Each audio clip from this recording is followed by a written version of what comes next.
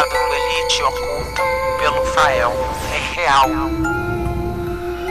mesmo que não seja.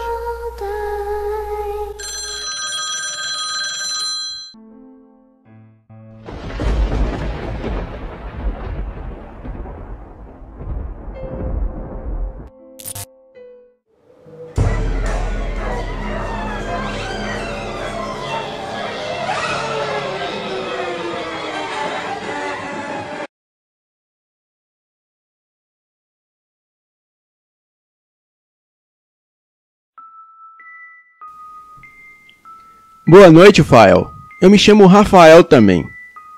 Tenho 25 anos e moro em Campestre da Serra.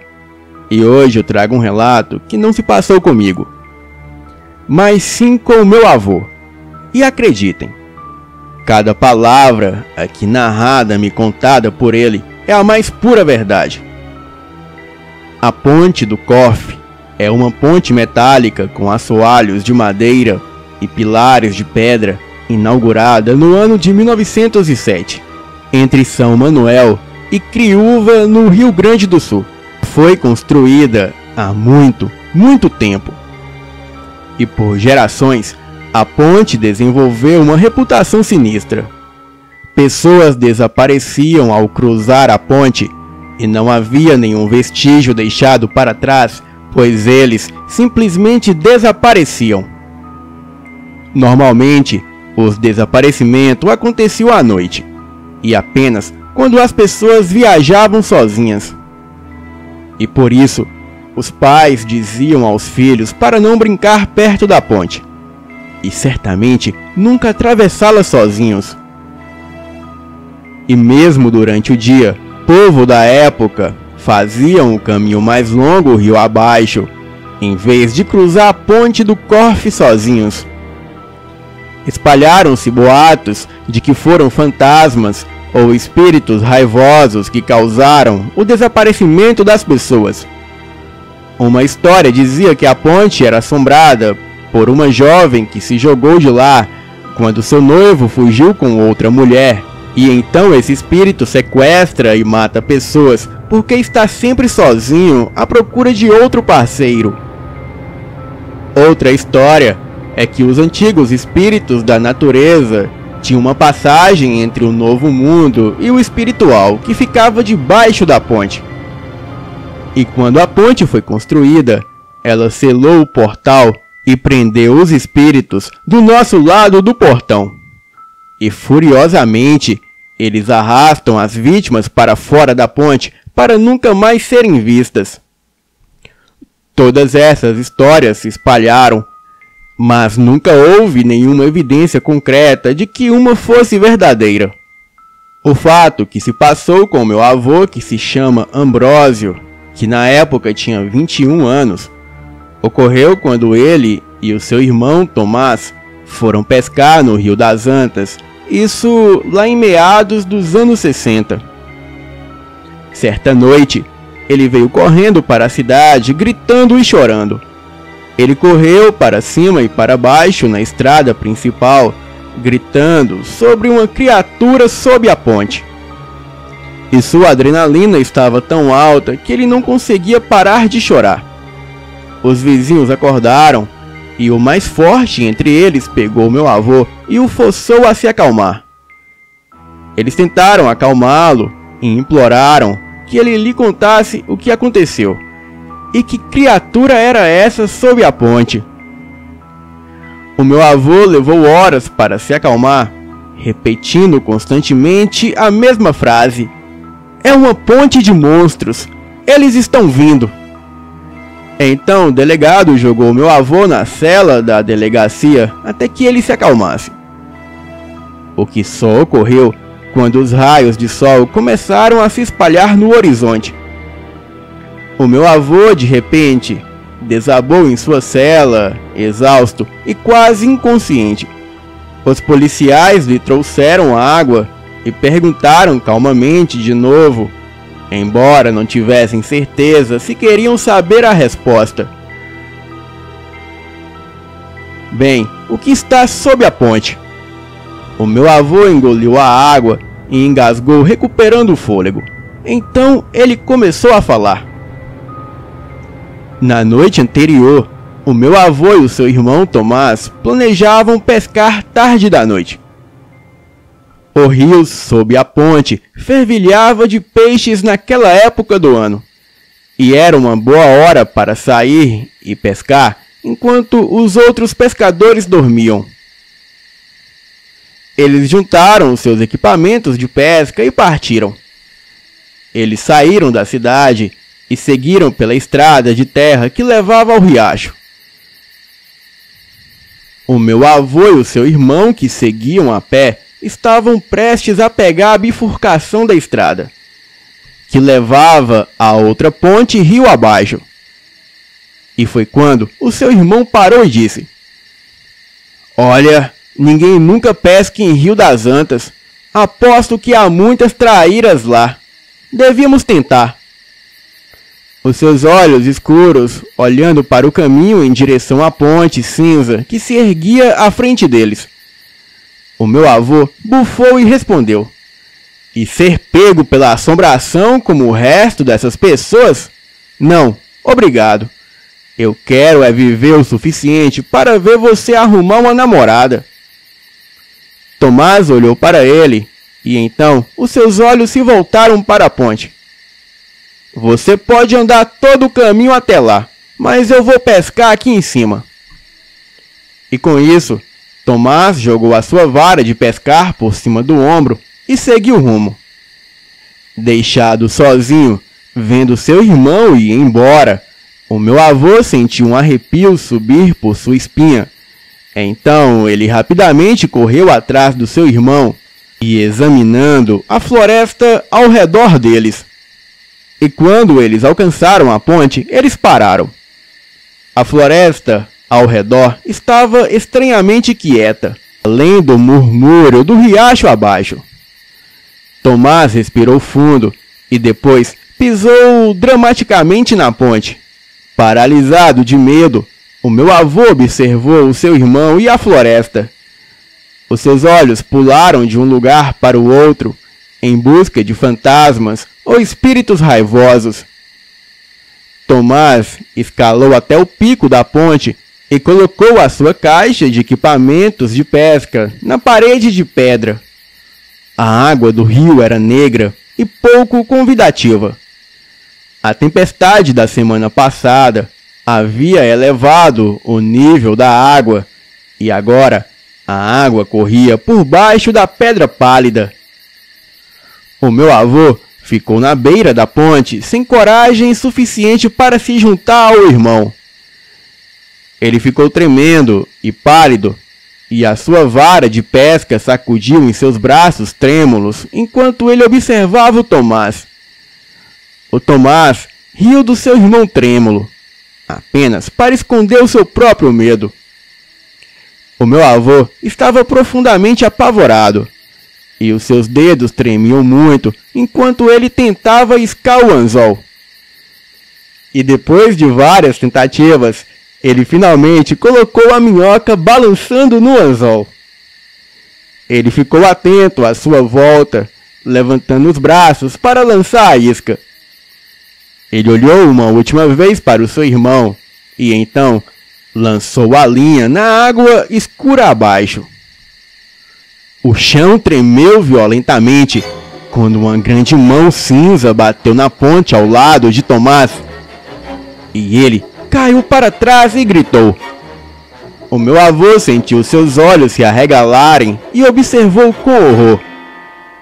Outra grande mão agarrou a parede e uma grande figura negra estava começando a se erguer entre eles. Tomás correu para longe da criatura que se revelava, e então ele se chocou contra a parede oposta. O rosto da criatura que olhava para os irmãos estava zangado e muito sombrio. Um grande olho redondo e vermelho se localizava no meio da cara da coisa, e um pequeno nariz farejava o ar. A carranca era profunda e estável, e um rosnado baixo escapou enquanto a criatura rosnava. Uma grande boca se revelava no meio da sua barriga, e os dentes eram pontudos e irregulares, muito parecido com os de lobos. E quando a fera estava erguida, elevava-se sobre a ponte. O seu peito era falho de pelos e tinha uma cicatriz enorme, e uma grande gota de baba escorreu do canto da boca da criatura e lentamente desceu pela barriga e foi até as suas pernas. O meu avô sentiu as suas entranhas se soltarem e as suas pernas ficarem bambas. O Tomás gritou de novo, mas foi interrompido pela mão da criatura que se lançou sobre ele, envolvendo o Tomás e o apertou. O meu avô ouviu um barulho nauseante e sangue jorrou dos dedos da criatura e o meu avô ficou congelado de medo. O sangue pingou e começou a formar uma poça na pedra. E em seguida, a criatura jogou o que sobrou de Tomás para dentro de sua enorme boca que ficava no meio de sua barriga, e assim o mastigando e o engolindo.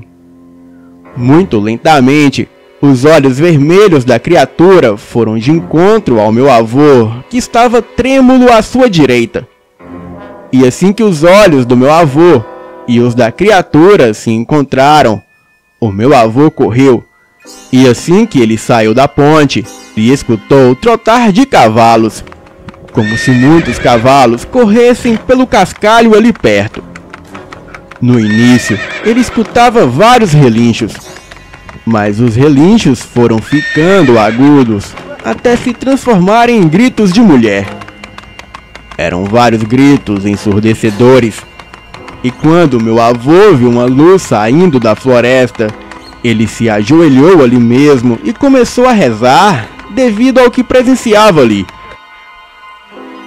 Era uma égua negra com labaredas de fogo em volta de sua cabeça, e vez ou outra, a transparência das chamas amareladas deixava-se notar um rosto feminino camuflado pelo fogo. Aquela coisa gritava e eram gritos de mulher.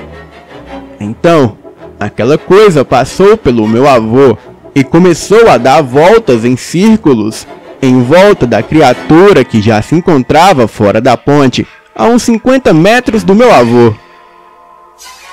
A criatura que hoje conhecemos como uma pinguari deveria ter no mínimo de 3 a 4 metros de altura. E a mula tinha o tamanho normal de um cavalo. Mas de normal, aquilo não tinha nada. Uma pinguari tentava pegar a mula, mas ela era muito rápida a ponto de deixar faíscas para trás. E além de soltar fogo pela cabeça, a mula também soltava faíscas pelas patas enquanto corria.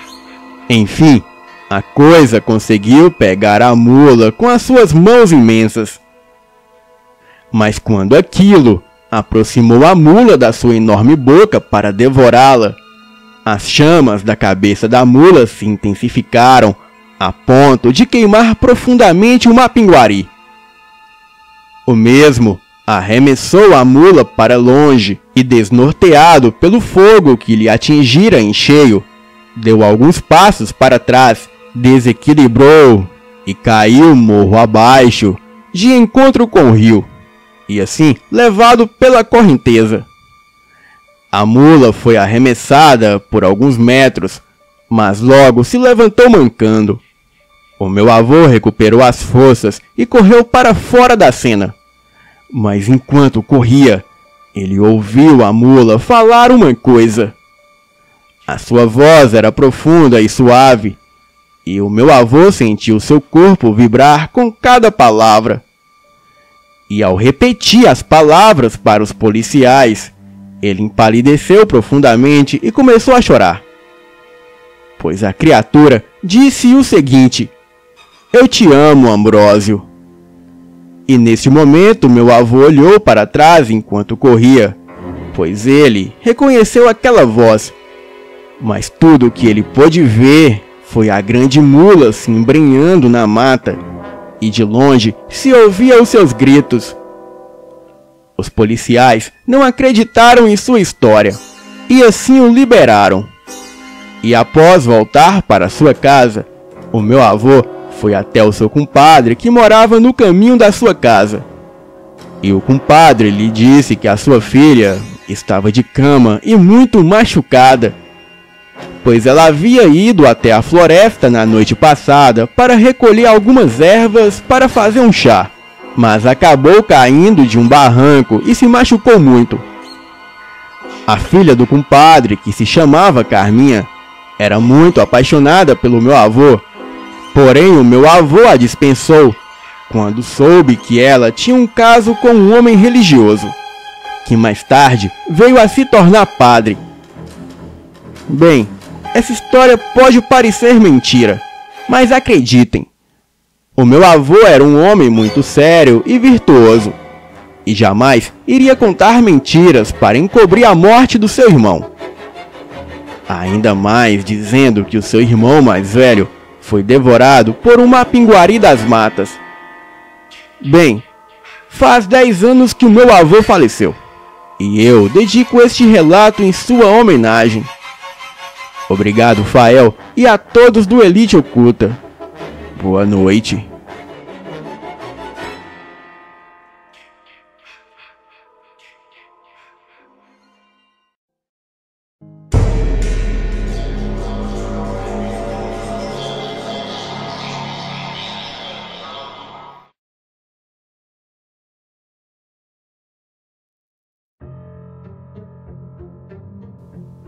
Boa noite, eu me chamo Daniel e este fato se passou em 2004.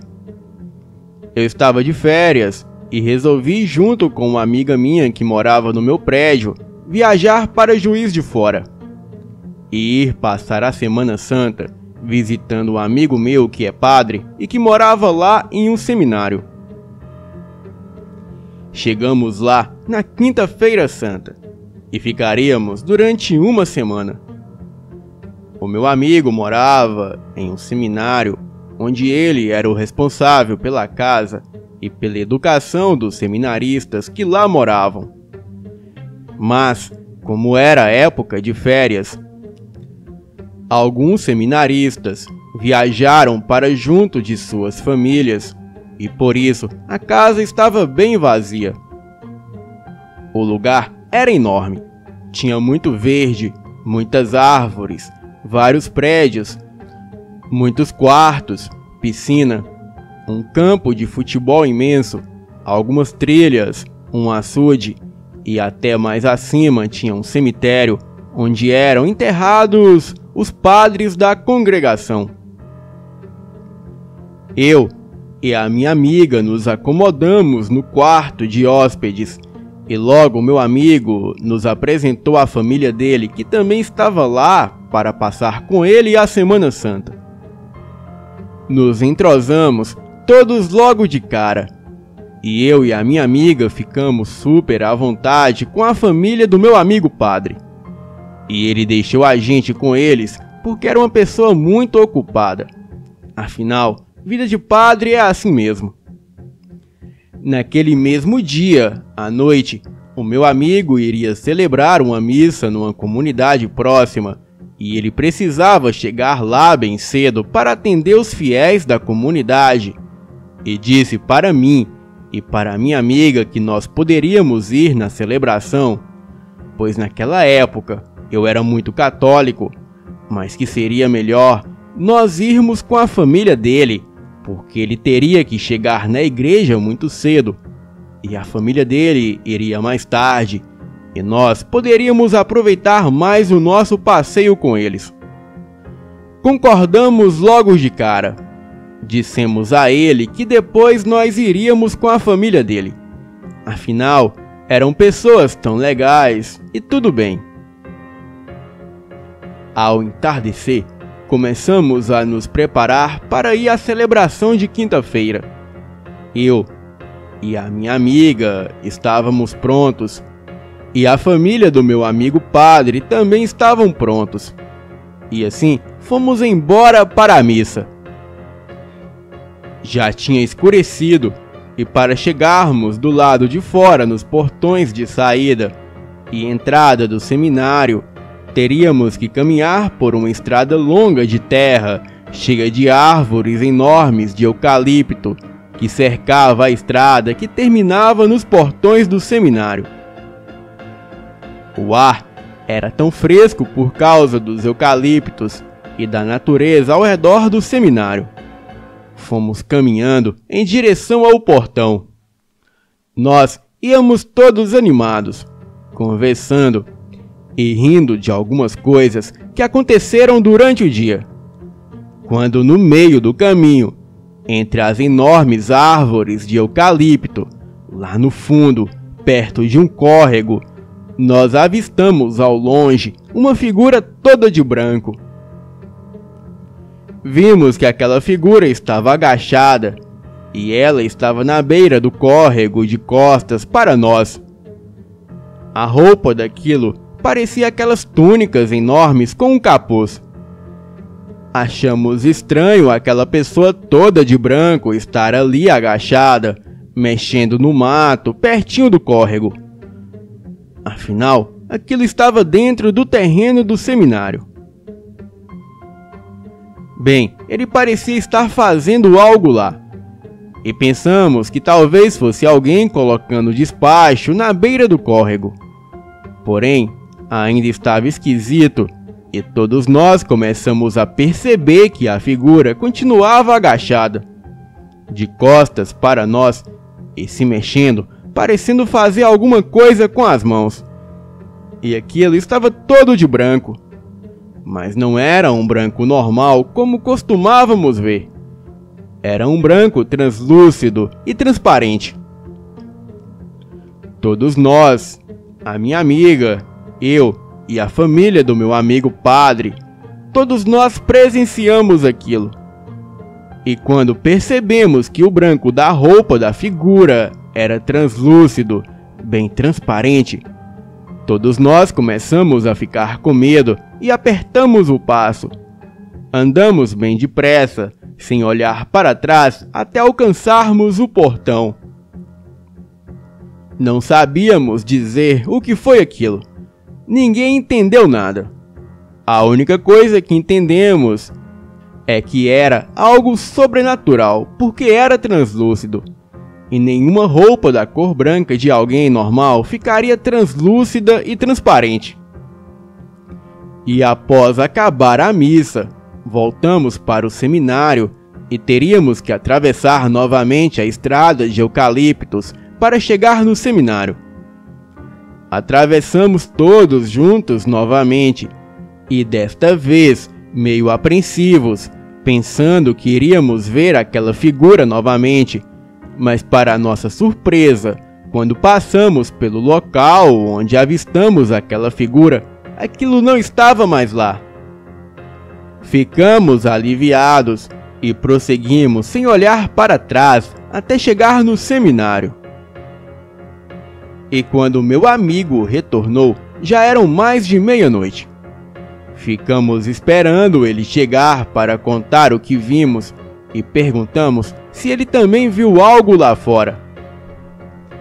Ele riu de nós e disse que estávamos todos loucos e delirando, porque ele não viu nada lá fora. E ainda ficou tirando sarro da gente.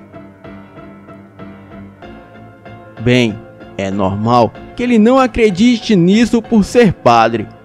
Mas de uma coisa, eu e todos os que presenciaram, sabemos que aquela figura não era deste mundo. E aquilo que vimos realmente era algo sobrenatural. Boa noite.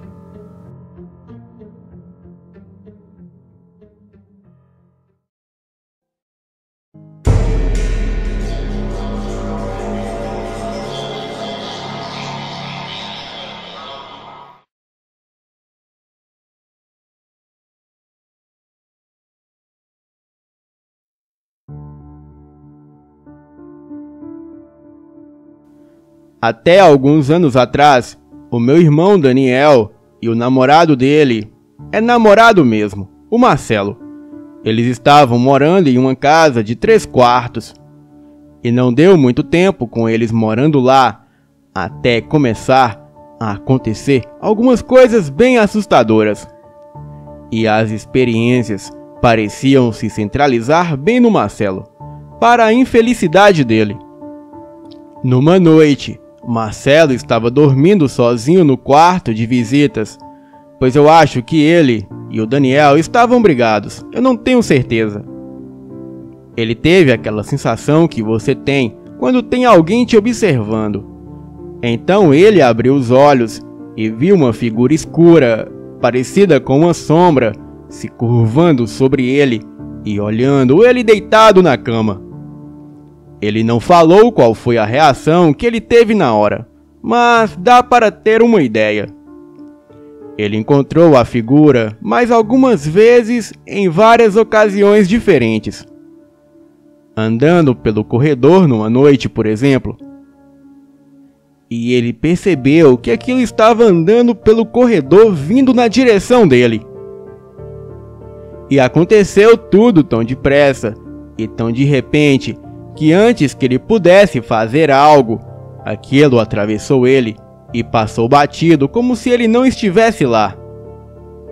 Ele falou que quando isso aconteceu, ele ficou totalmente congelado, como se estivesse dentro de uma geladeira, e que os pelos do braço e da nuca dele se arrepiaram todos.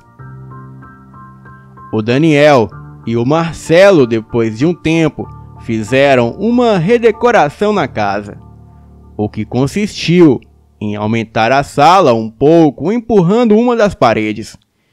E com isso, eles acabaram aumentando o corredor também, que passava do lado dessa parede. E esse era o corredor que ia para os quartos e para o banheiro. E numa noite, o Marcelo estava entrando no corredor quando ele viu a figura. Aquilo foi seguindo pelo corredor, mas de repente se virou e atravessou a parede, na parte nova que o Daniel e ele tinham construído.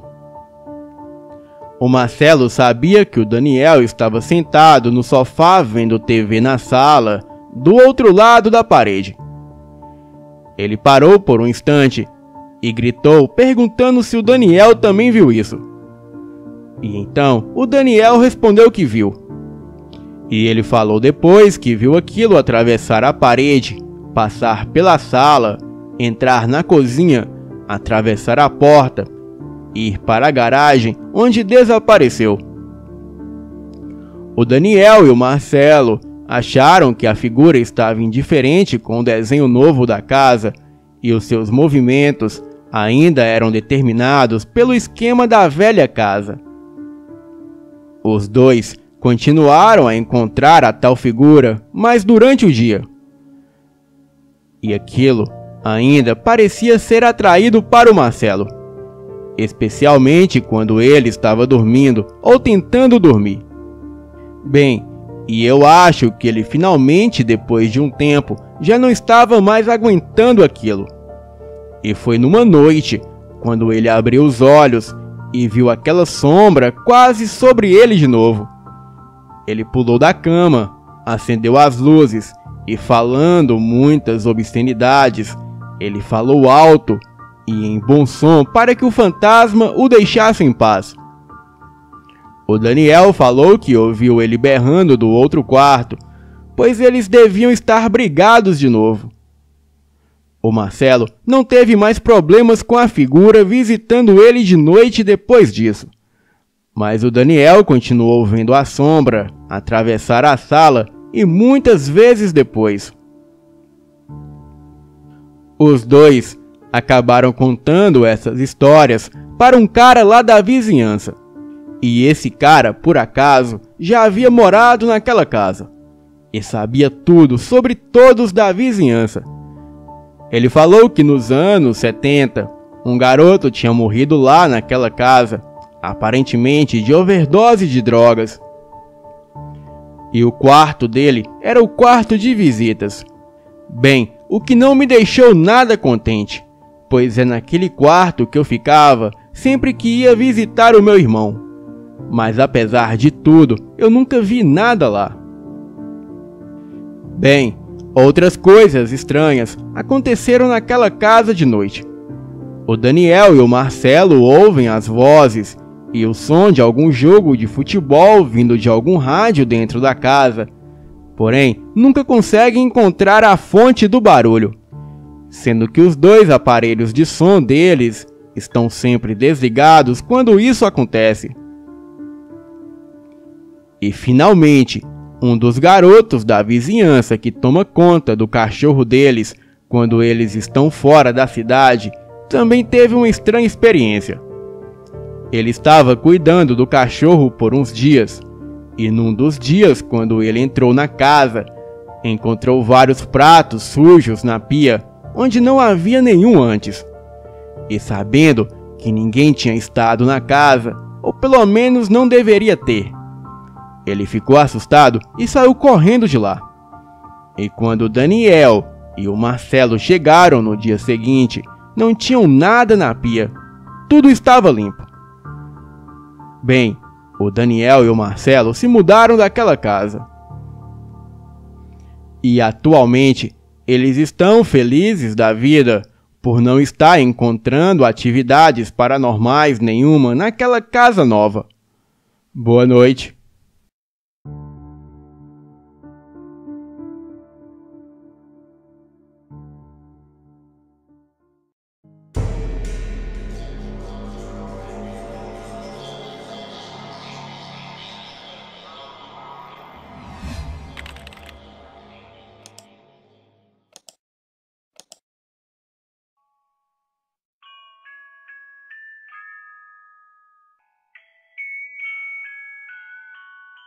Essa história que vou contar aconteceu quando eu ainda era adolescente e morava em Serra Talhada, no sertão pernambucano.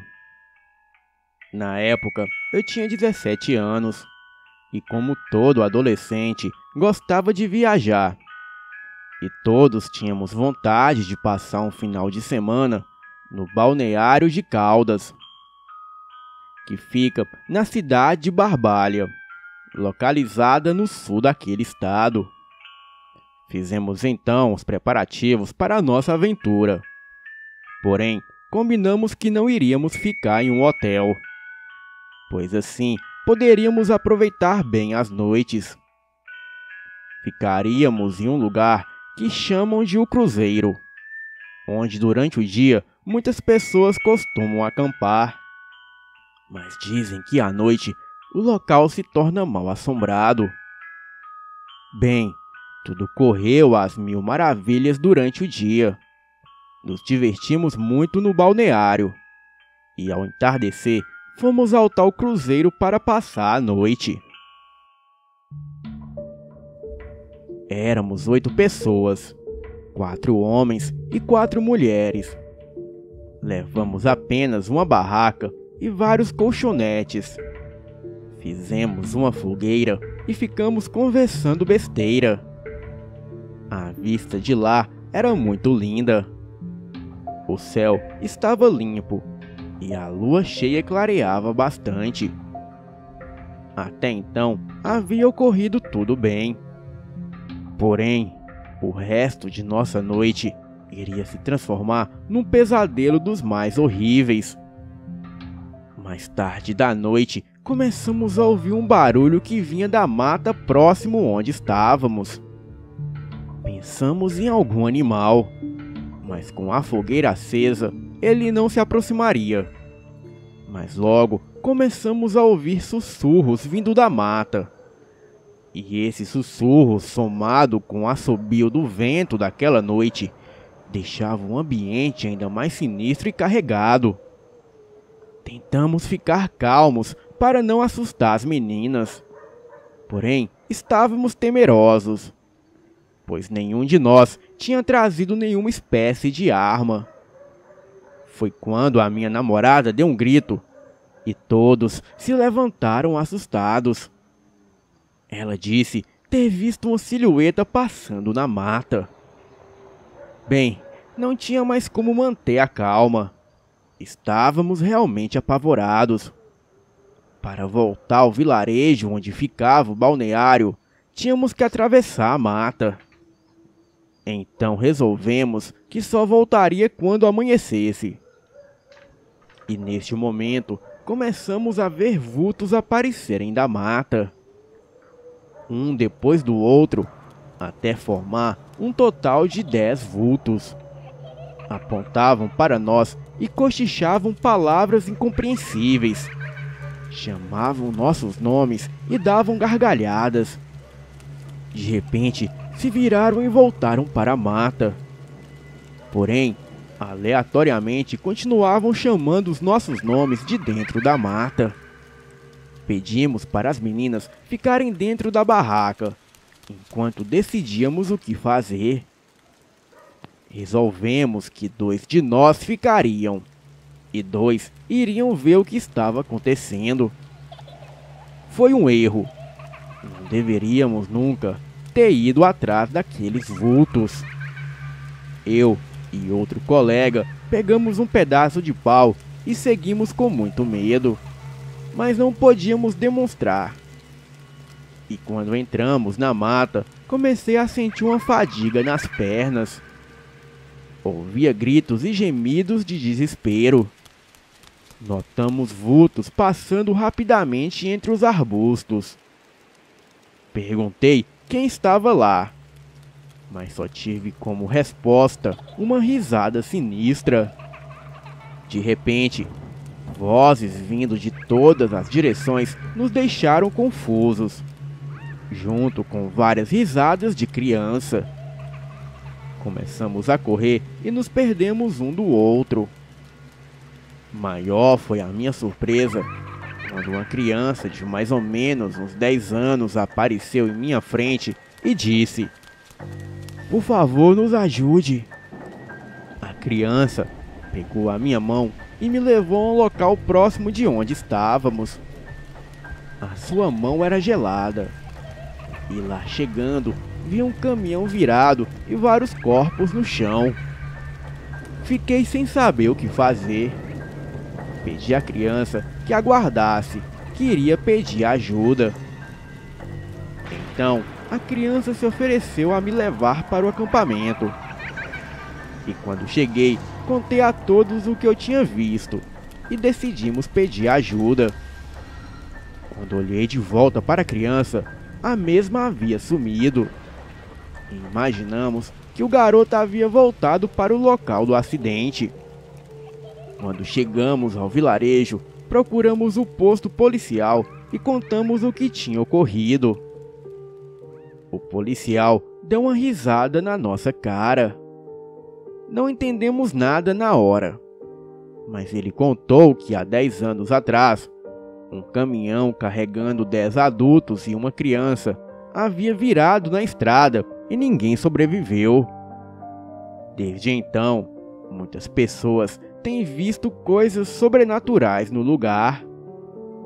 No outro dia, resolvemos ir até o local do acidente. E lá encontramos 11 cruzes e muitos restos de vela que foram acesas em memória daquelas infelizes almas. Com certeza fomos então visitados pelas almas das vítimas daquele trágico acidente. Não é preciso dizer que eu fiquei pálido e com os cabelos em pé. No mesmo momento, fomos embora daquele lugar. Essa experiência ficou gravada em nossas mentes. E até hoje comentamos aquele incidente, o qual nunca será esquecido. Boa noite.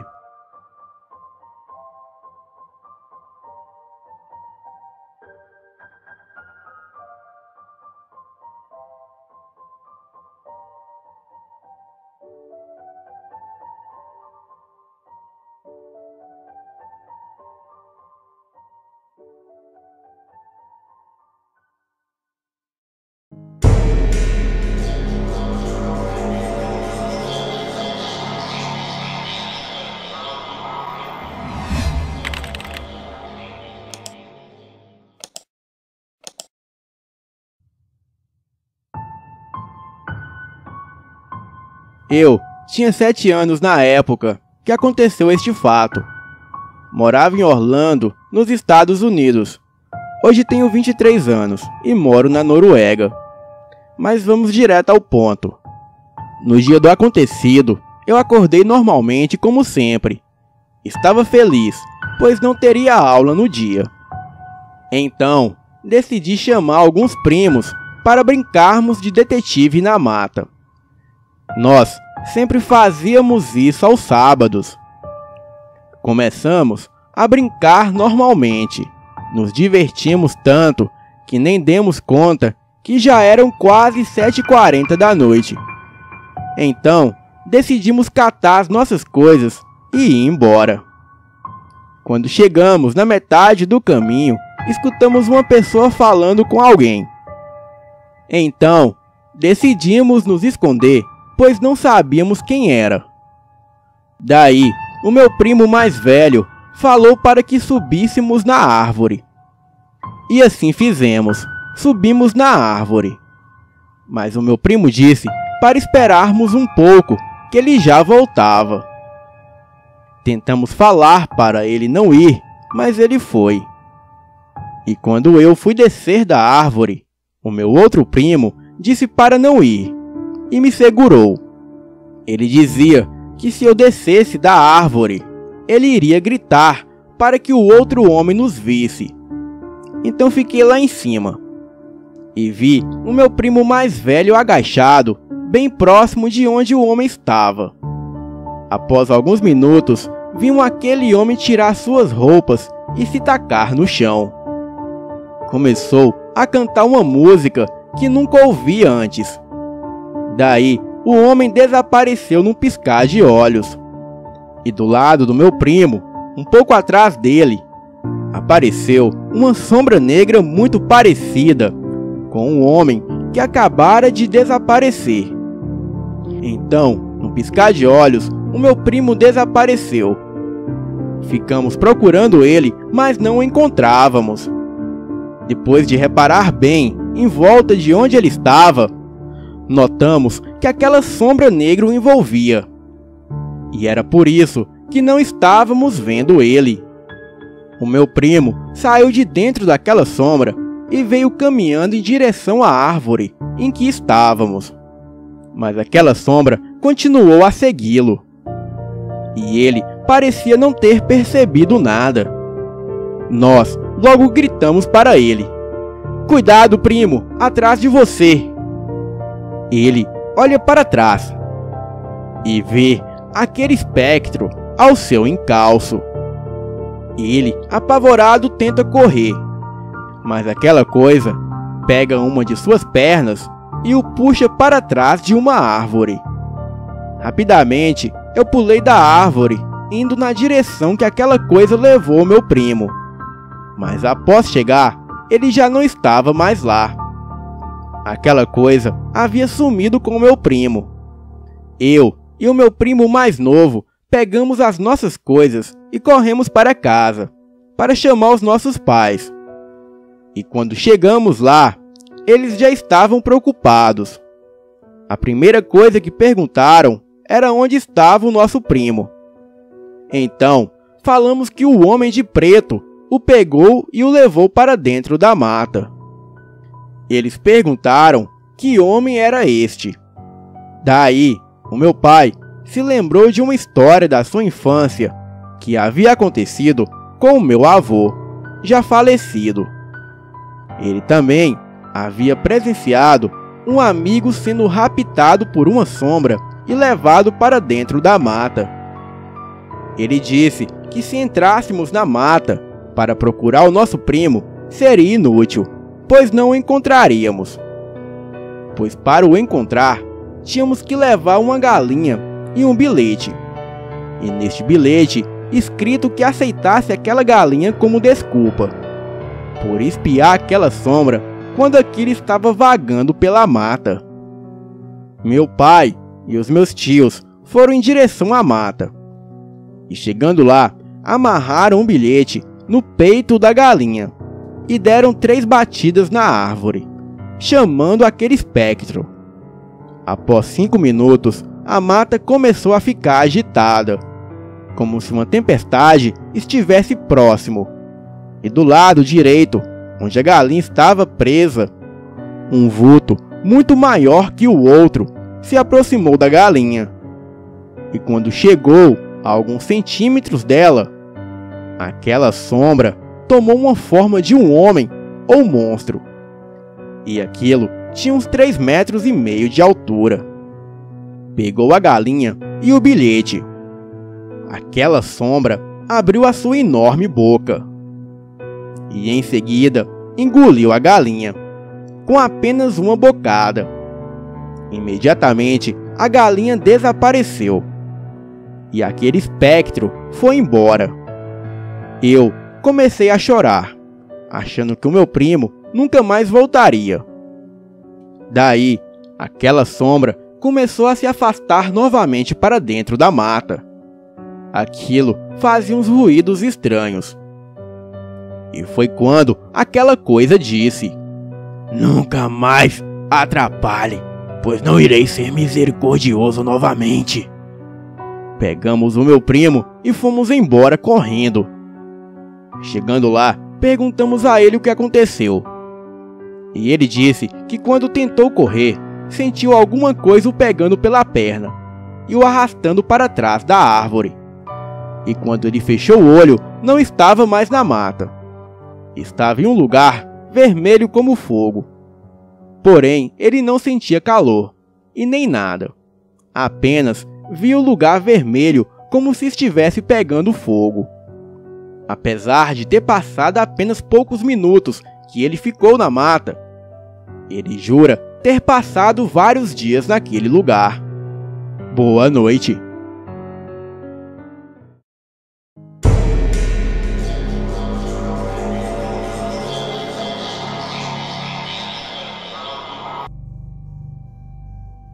Tudo começou em uma noite que estava muito quente e escura. Era uma noite de verão com uma lua nova, e a única coisa que iluminava o céu eram as estrelas. Nós estávamos no carro, sem rumo, tentando matar o tédio. Coisa difícil quando se mora em uma pequena cidade do interior paulista. Éramos 5 no total: a minha namorada e o irmão mais novo, a prima deles e um amigo meu, e eu. Todos nós estávamos apertados dentro daquele Palio. Depois de andar um pouco pela cidade, resolvemos sair da região mais urbana e pegar as estradas que circulavam a cidade. Depois de um tempo, já estávamos em uma estrada de terra, completamente escura, sem poste ou identificação nenhuma. Eu acho que a gente nunca passou por aqui antes, a minha namorada falou. E realmente eu não me lembrava de ter estado por lá antes. E como era um lugar novo, resolvemos continuar em frente e ver aonde ia. Depois de uns 20 minutos naquela estradinha, chegamos a uma bifurcação. Uma das estradas que saía de lá estava bem mal cuidada. Parecia não passar carro por lá já fazia muito tempo. E o matagal já estava tomando a estrada de novo. A outra estrada, que saía da bifurcação, parecia ser a continuação da estrada que estávamos. E como estávamos nos sentindo aventureiros, o meu amigo sugeriu que pegássemos a estrada mais mal conservada. E foi o que fizemos. E como ela estava muito ruim, não pude ir muito rápido. A estrada passava por um terreno com uma vegetação baixa, mas a cerca de uns 20 metros à direita dela, o matagal já virava uma floresta mais densa, com árvores grandes. À esquerda, a distância entre a floresta e a estrada já era uns 10 metros. Cerca de uns 40 minutos depois, ainda estávamos passando pela estrada. Então, alguma coisa na nossa frente chamou a nossa atenção. Havia uma árvore caída no chão, bloqueando a estrada. Nós pensamos o que fazer, e depois de alguns minutos, resolvemos tirar as árvores e continuar em frente. Eu e o meu amigo descemos do carro e, com algum esforço, conseguimos limpar o caminho. Então voltamos para o carro e continuamos a seguir a estrada. Menos de 20 minutos depois, acabamos chegando no fim da estrada. E aquela estrada ia para uma casa. Um casarão, para ser mais exato. Nós achamos estranho ter uma casa daquela ali, tão longe da cidade, quase escondida no meio do mato. E que casa! Tinha 2 andares e um monte de janelas espalhadas por toda a fachada. Contamos 8 janelas embaixo e 9 no andar de cima. A porta da entrada era imensa, com os degraus de pedra na frente, assim como os batentes. A casa estava completamente acabada. As janelas pareciam estarem podres. Já que tínhamos tido tanto trabalho para chegar até ali, resolvemos dar uma olhada dentro da casa. Só que, como não tínhamos uma lanterna, eu deixei o carro apontando para as janelas e liguei o farol alto.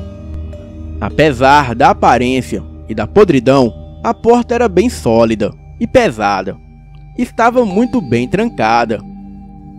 O jeito foi tentar uma das janelas, e sem muito esforço conseguimos abrir uma, que quase desmanchou quando puxamos. O meu amigo entrou primeiro, para dar uma olhada lá dentro, ver se o chão não estava podre, e também se o teto ou as paredes não pareciam que ia cair, ou qualquer coisa assim do gênero. Depois de algum tempo, ele apareceu na janela de novo, falando que estava tudo bem.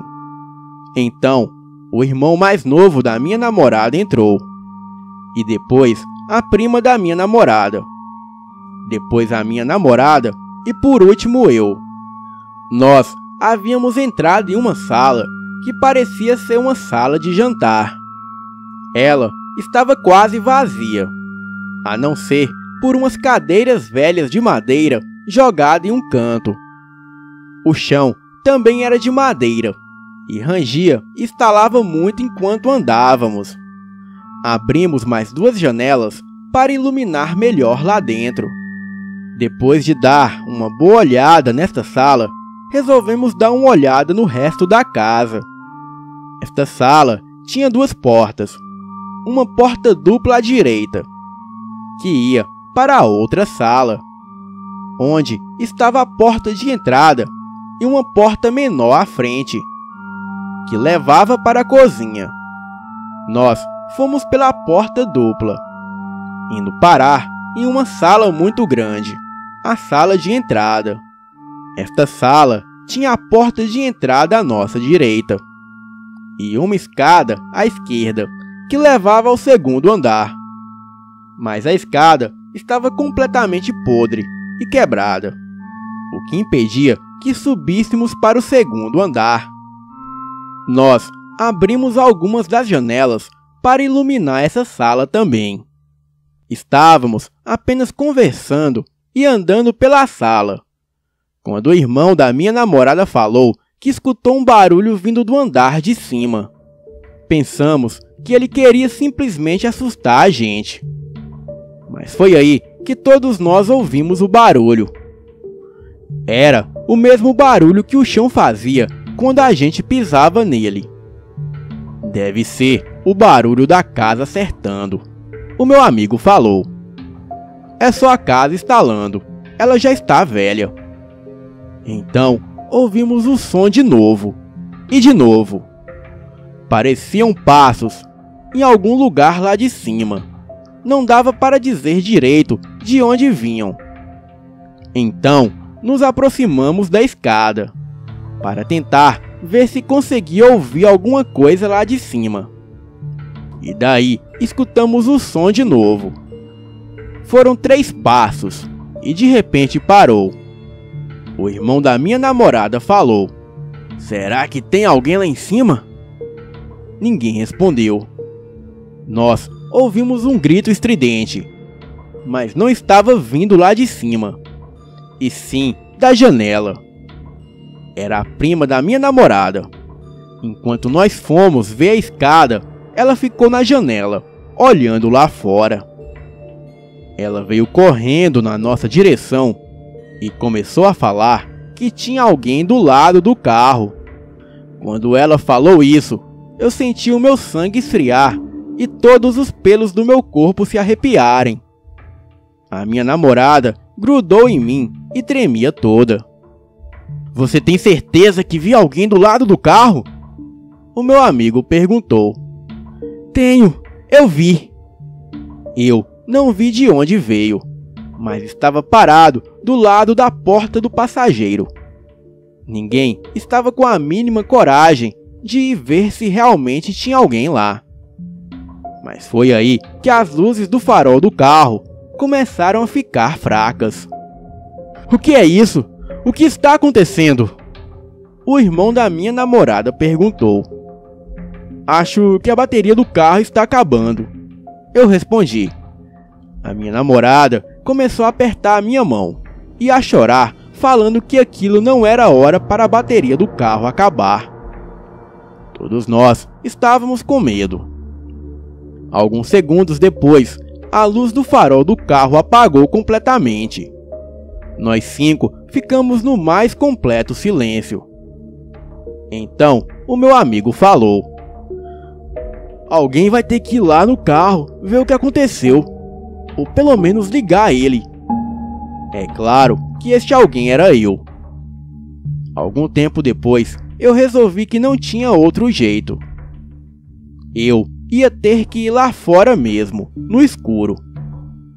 Falei que eu ia, e que era para eles ficarem onde estavam. Tentei fazer o mínimo de barulho possível, até chegar na janela. Mesmo com os olhos acostumados com a escuridão, eu não conseguia ver nada. Só uma sombra mais escura, que eu esperava ser o carro. Pulei a janela e fui devagar, segurando a chave do carro. Quando cheguei no veículo, abri a porta e a luz interna acendeu. Eu achei isso estranho, já que se a bateria tivesse acabado, a luz de dentro do carro não acenderia. Vi que o farol estava desligado. Daí eu senti aquele arrepio subir a coluna de novo. Apesar do carro estar destrancado, não ouvimos a porta abrir ou fechar. E como é que alguém ia conseguir desligar o farol sem abrir a porta? E por que ao invés do farol simplesmente apagar, ele foi ficando fraco até se apagar? Acendi o farol, e antes que eu pudesse pensar no que estava acontecendo, o resto do pessoal saiu voando pela janela da casa, berrando de pavor.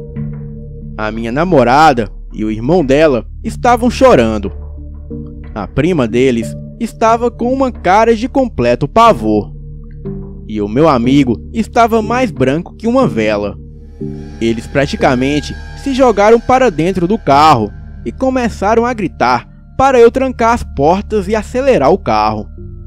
Sem entender nada, mas já completamente apavorado, foi exatamente o que eu fiz. Foi um alívio quando o carro pegou de primeira. Fiz a volta e disparamos pela estrada de novo. Eu perguntava o que havia acontecido, mas a minha namorada só estava tentando acalmar o irmão dela, que estava chorando, assim como ela. A prima deles estava muda, e o meu amigo só falava para eu não parar, para continuar em frente. Quando todos já estavam começando a ficar mais calmos de novo, a minha namorada e o irmão dela já tinham parado de chorar. A prima deles já estava falando. Eu virei para o meu amigo que estava no banco de trás e perguntei o que havia acontecido. E quando eu estava olhando para trás, a minha namorada que estava no banco do meu lado berrou: "Para!" Com o susto, eu sentei o pé no freio.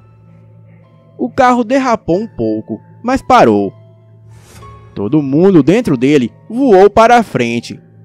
Quando nos arrumamos dentro do carro de novo, eu olhei para minha namorada e perguntei o que era. Então, eu vi que ela estava chorando de novo, apontando o dedo para a frente. A mão dela tremia. Daí, eu vi o que era.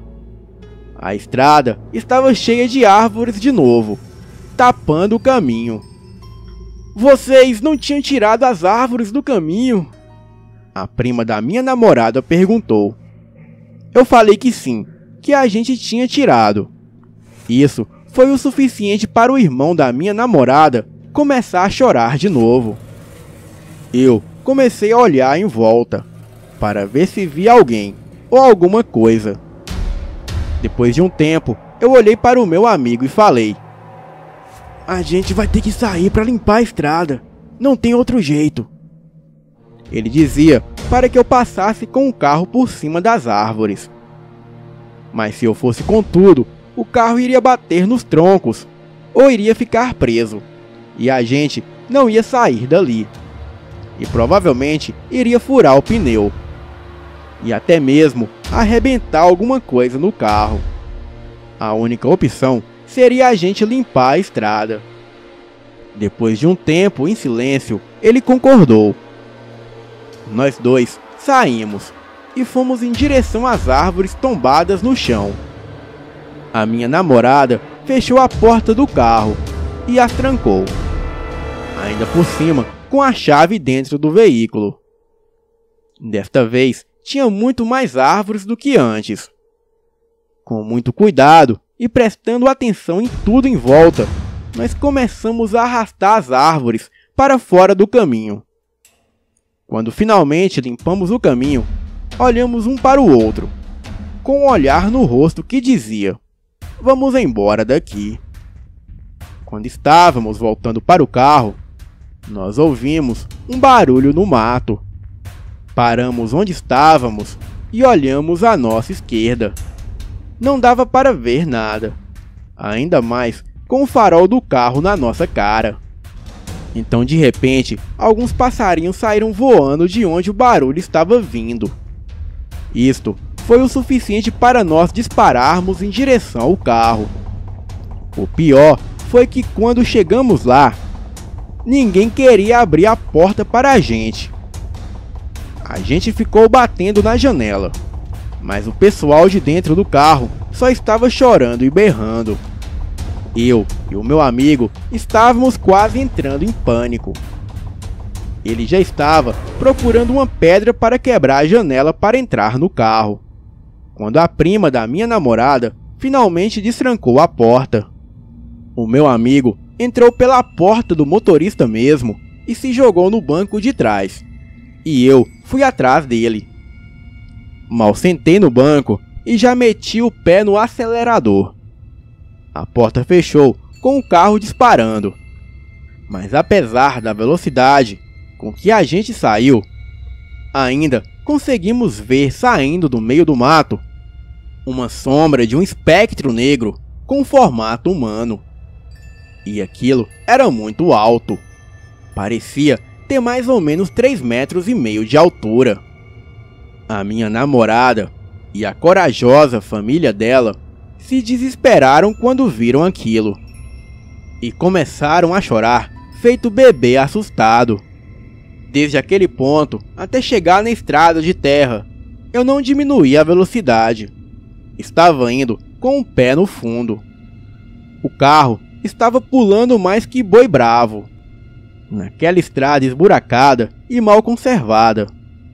Quando chegamos na estrada de terra, melhor conservada, eu entrei com tudo e também não diminuí a velocidade.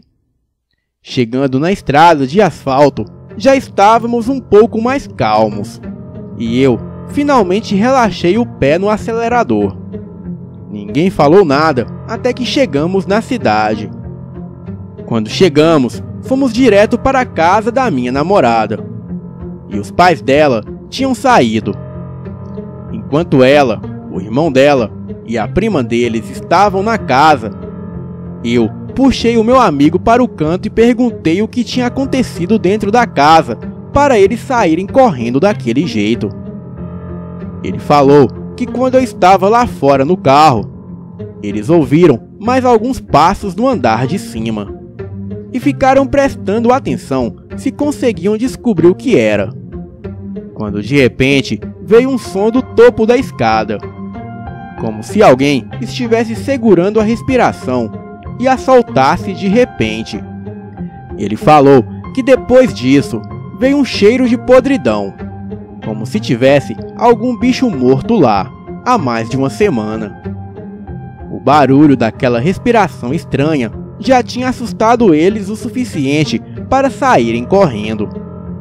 Mas bem nesta hora eu liguei os faróis do carro.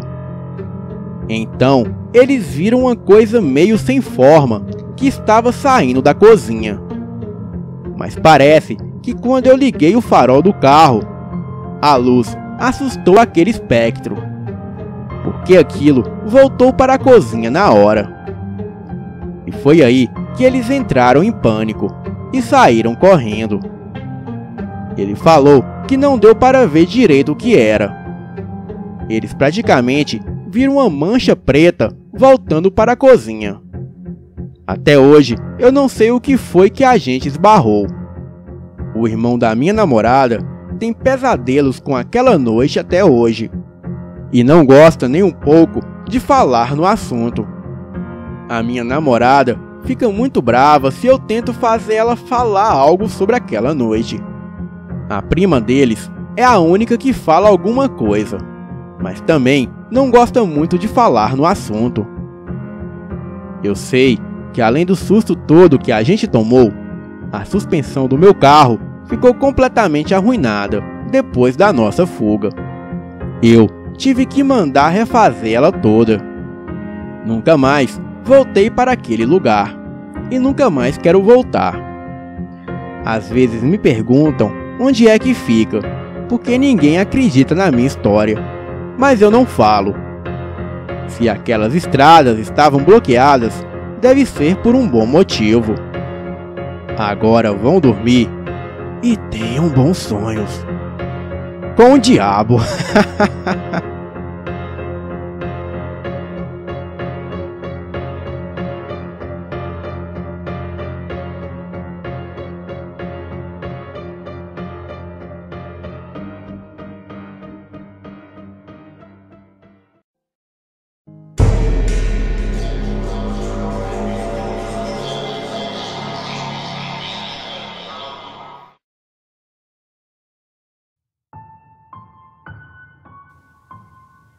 Paranapiacaba é um vilarejo pertencente ao município de Santo André, no estado de São Paulo.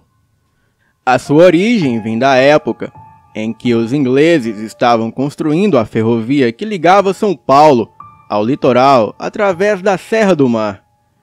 A Vila Paranapiacaba possui em suas construções muitas características da arquitetura inglesa da época, o que transmite nos dias atuais um certo ar nostálgico, bem como sombrio, principalmente quando a densa neblina que atua sobre a região se faz presente, reduzindo certas vezes a visibilidade, em muitos locais, a menos de 2 metros.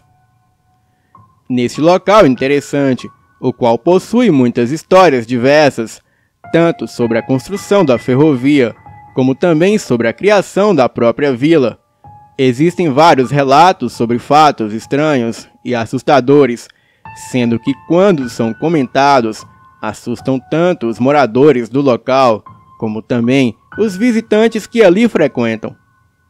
Bem, talvez para muitos, este relato que eu vou contar não seja muito assustador, mas garanto que para as pessoas que o presenciaram, foi algo realmente aterrador.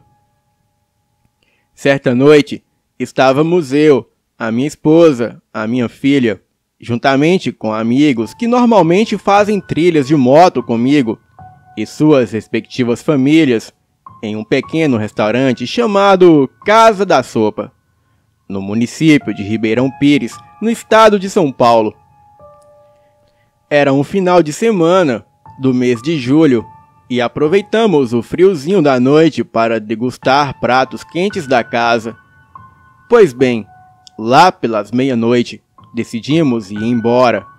E como uma pessoa do grupo mora próximo ao estabelecimento que estávamos, ele sugeriu que passássemos em sua casa para tomar um último drink antes de irmos embora definitivamente. Todos aceitamos e fomos até lá, e ficamos conversando um pouco. No momento da saída, um dos amigos teve a ideia de todos nós irmos até um pequeno bar chamado Simplão. Bem, todos concordamos. Então deixamos as crianças na casa dele com a sua sobrinha, e em 2 carros fomos para a vila de Paranapiacaba. E neste momento já era 1h30 da madrugada. Saímos do município de Mauá e fomos para Paranapiacaba por baixo, através de uma estrada de terra, a única que dá acesso à vila para veículos, o que não teve problemas até chegar ao nosso destino, o bar de Simplão. E lá pelas 4 horas da madrugada, resolvemos ir embora.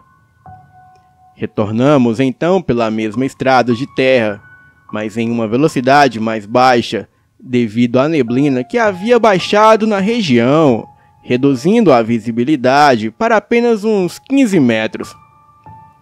E durante a pequena viagem, mais ou menos na metade da estrada de terra, avistamos uma pessoa alta, negra e vestida com um tipo de terno branco e com um chapéu estranho, o qual ia no mesmo sentido dos carros, posicionando-se bem no meio da estrada. Quando nos aproximamos, eu tive que desviar, pois ele nem ligou para a aproximação do carro. E quando passamos perto, eu e a minha esposa nem ligamos muito, principalmente eu, que tinha que prestar atenção na estrada devido à densa neblina. E nisso eu ouvi a minha amiga Fábia, que estava no banco de trás do carro, gritar em pânico. Ela disse: "Vocês viram?" Eu perguntei o quê? E ela respondeu: "A assombração." Eu falei então: "Tá louca, mulher? É um andarilho." Mas ela dizia que o rosto dele era horrível e que de forma alguma aquilo era uma pessoa. Bem, eu deixei pra lá e prossegui pela estradinha, só que um tanto preocupado pelo comportamento dela. Então paramos assim que atravessamos a linha de trem, já na estrada de asfalto que liga a vila de Paranapiacaba ao município de Rio Grande da Serra, para aguardar os nossos amigos que vinham no outro carro. E logo que parei, o nosso amigo Richard e o Moacir chegaram no carro de trás desesperados e disseram quase em prantos: "Vocês viram?" Novamente, eu perguntei o quê? E ele falou: "A assombração na estrada lá atrás." Era um homem de branco que atravessou na frente do carro, e ele não aparentava se importar com o veículo. E quando o Richard desviou dele, o homem olhou fixamente para nós, e então entramos em pânico, pois parecia que o homem não tinha pescoço e girava a cabeça tipo uns 360 graus. Então, novamente entra a Fábia na história para completar os fatos. Todos queriam ir embora dali urgente. Bem, em outra visita na vila de Paranapiacaba, dessa vez e dia, contamos esse relato a alguns moradores e eles disseram que várias outras pessoas já avistaram aquele andarilho, no mesmo trecho da estrada que nós. Eu, pessoalmente, não vi o rosto do andarilho, e nem me lembro dos detalhes, mas pelo terror que os nossos amigos passaram, e pelos detalhes que nos contaram, eu não quero passar sozinho por aquele trecho à noite, e também espero não encontrar aquela aparição pelo meu caminho novamente.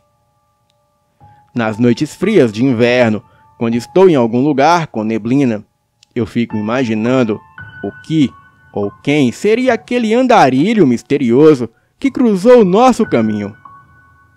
Boa noite.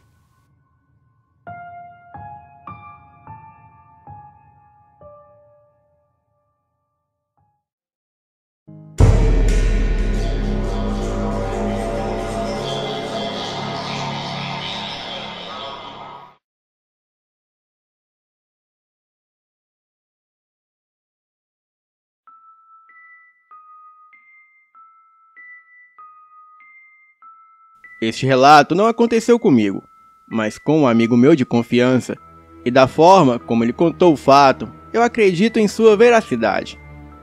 Há algum tempo, um grande amigo meu, no qual eu confio muito e não mente, sendo uma pessoa muito séria, ele me contou que foi a um rancho, o qual fica à beira do Rio Grande, em Miguelópolis, São Paulo, na divisa de Minas Gerais com São Paulo, para podar o mato que estava alto, pois ele iria dar uma festa no local e gostaria de deixar tudo preparado. E para aquele local foram ele e mais 2 amigos. Eles planejaram ir de manhã e voltar logo depois do almoço. Mas, inesperadamente, uma forte chuva caiu. E isso foi no sábado, no dia 28 de junho de 2009. O que os impossibilitou de saírem, porque o carro ficou atolado. E como não era um veículo 4x4, eles ficaram sem opção. A casa naquele local era muito boa, com camas, televisor na sala, antena parabólica e fogão a gás. Mas como não havia comida para toda a noite, eles decidiram ir até uma cidadezinha próxima, Miguelópolis, para comprar alguma coisa para fazer um churrasco. E para poder se deslocar até a cidade, eles desceram um rio de barco em um trecho de uns 500 metros no máximo, onde de lá até a cidade seria mais fácil chegar a pé. Eles foram de barco com um motor de popa, e já no retorno por volta das 22h30, depois de ficarem na cidade esperando a última pancada de chuva passar, eles voltaram para as margens do rio onde o barco encontrava-se. Subiram na canoa e ligaram o motor. Mas para terminar a maré de azar, a gasolina estava por um fio de acabar. Então, como era perto, eles só pegaram o impulso e foram guiando o barco com os remos. Estava muito frio naquele sábado, então todos queriam remar um pouco para se esquentarem. E quando foram trocar os remos, um dos amigos o tirou da água para entregar para os 2 que estavam na traseira da canoa, e foi quando eles ouviram um barulho na água, como se alguém estivesse nadando. Então logo imaginaram quem seria o louco para entrar na água com aquele frio. Então só poderia ser um animal, sendo que talvez uma capivara, que é um animal muito comum na região. Estavam tranquilos, pois o som era bem natural, e como a região tem muitos pescadores, podia ser até mesmo algum que se aventurou a entrar na água fria para arrumar as redes. Porém, essa tranquilidade logo passou. Já avistando as luzes do rancho de onde saíram, quase chegando, o som na água começou a se misturar com o de uma pessoa respirando, ofegante, com ar de desespero. E por um instante, eles até acharam que poderia ser o barulho de peixes presos na rede, mas o som forte de respiração só aumentava a impressão de que não era algo tão natural assim. Gritavam e balançavam as lanternas para verem se era alguém se afogando. Colocaram os remos na água, para o caso de ser alguém em apuros, pudesse agarrar o remo para se salvar. A cada segundo, o som era mais próximo e mais forte. E logo o desespero começou a tomar conta dos 3 dentro da canoa, pois embora o som fosse forte, a água estava muito calma. Então, sem esperar, saindo na neblina que cobria a margem, eles viram a figura fantasmagórica de uma pessoa, e era um homem, totalmente branco como uma folha de papel. Mas o pior ainda estava por vir, pois quando a neblina que envolvia aquele ser se dissipou, eles perceberam que era algo sem palavras. O homem estava sobre a água, e para deixar do pior, podia-se ver nitidamente que ele flutuava sobre a água, mas sem as pernas. Apenas o seu tronco e os seus braços que eram visíveis. E pela distância, em relação à água, viram que o homem não tinha pernas. E para dar o toque final, aquele ser estava de olhos fechados, com a cabeça caída para o lado. E quando abriu os olhos, naquele momento, todos gritaram e rezaram, pois os olhos do homem eram brancos, assim como seu corpo. Um deles até vomitou dentro da canoa, pois não tinha coragem de pôr a cabeça para fora. Aquele espectro os olhou por alguns segundos e simplesmente sumiu, desaparecendo atrás da neblina que o envolveu. Os três, tomados pelo total desespero, começaram a remar como podiam, menos com as mãos, pois naquele momento a água era o último lugar que queriam contato.